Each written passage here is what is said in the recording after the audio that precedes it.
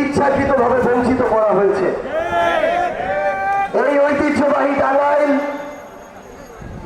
তাদের স্বকীয়তায় বাংলাদেশের জনগণের কাছে এবং বহির্বিশ্বে যতটা গুরুত্বপূর্ণ জায়গায় থাকতে পারত, কিছু ব্যক্তি স্বার্থের মানুষ তাদের ব্যক্তিগত এবং দলীয় স্বার্থকে প্রাধান্য দিয়ে এত বড় একটা ঐতিহ্যবাহী জেলার স্বার্থকে প্রতিনিয়ত বিসর্জন দিয়ে এসেছে। শুধু বাংলাদেশ নয়, দেশের বাইরেও এই টাঙ্গাইলের ঐতিহ্যবাহী তাঁত শিল্পের কথা কার না জানা, কিন্তু শুধুমাত্র প্রয়োজনীয় পৃষ্ঠপোষকতার অভাবে টাঙ্গাইলের এই তাঁত শিল্পকে ধীরে ধীরে ধ্বংসের দিকে নিয়ে যাওয়া হয়েছে।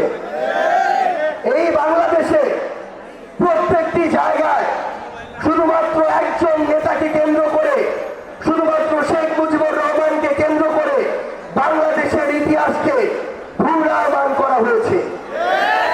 অথচ যাদেরকে দেখে তারা রাজনীতিবিদ হওয়ার স্বপ্ন দেখত, সেই শেরে বাংলা হোসেন শহীদ সোহরাওয়ার্দী, মাওলানা আব্দুল হামিদ খান ভাসানীর মতো ব্যক্তিদেরকে ইতিহাসের একটি কোণে নিয়ে যাওয়া হয়েছে। কিন্তু যতই অপচেষ্টা করা হোক না কেন, এই মাওলানার মতো ব্যক্তিদেরকে, আমাদের এই লাল মাওলানার মতো ব্যক্তিদেরকে ইতিহাসের কোণে নেওয়া সম্ভব নয়। আমরা দেখেছি এই টাঙ্গাইলের উন্নয়নের অনেক গল্প দেওয়া হয়েছে, কিন্তু আমার এই টাঙ্গাইলের ঐতিহ্যবাহী হল, এই যে ভাসানী হল, যেই হলকে কেন্দ্র করে হয়তো আমার এই মজলুম ভাসানীর নাম বাংলাদেশের কোনায় কোনায় ছড়িয়ে পড়তে পারত, সেই হলকে মাদকাসক্তদের একটা আস্তানা বানানো হয়েছে। এভাবে শুধুমাত্র একজন ব্যক্তির ব্যক্তি পূজা করে ইতিহাসের অন্যান্য সকল গুরুত্বপূর্ণ অংশকে বিলুপ্ত করার সকল অপচেষ্টা চালানো হয়েছে।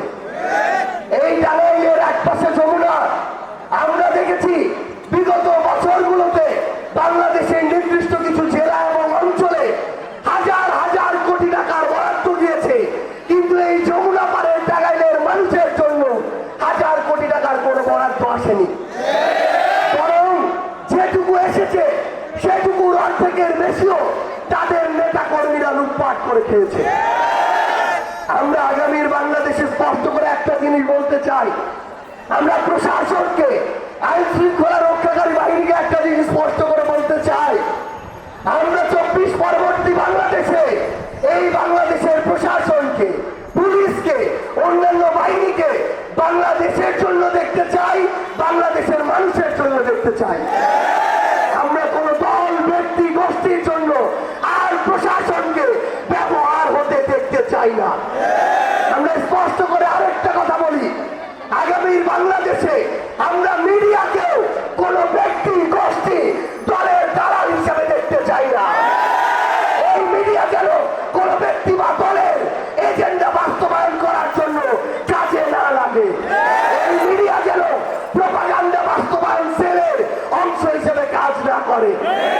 24-এর পূর্ববর্তী সময়ে কয়েকটি মিডিয়া অন্ধভাবে দলের দালালি করেছে। তাদের সংবাদ কর্মীরা আজকে তারা যে সেই চ্যানেলে কাজ করে সেটা বলতেও লজ্জা পায়। আমরা চাই না 24 পরবর্তী বাংলাদেশে কোন মিডিয়ার আর এই করুণ দশা হোক। আমার এই সংগ্রামী টাঙ্গাইলে আমরা আমাদের ভাই মারুফকে হারিয়েছি, কিন্তু এই টাঙ্গাইলে শহীদ মারুফ হত্যার যে বিচার, সেই বিচারের জন্য প্রশাসনের পক্ষ থেকে আসামি ধরার যে তৎপরতা, সেই তৎপরতা আমরা লক্ষ্য করিনি।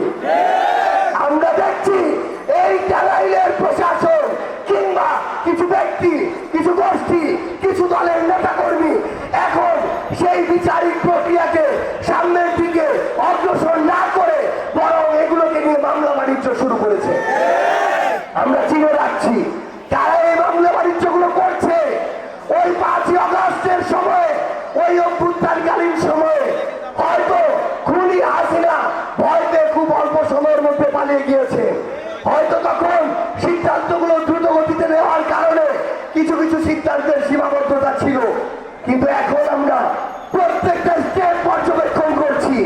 কোন মিডিয়া কার হয়ে কাজ করছে,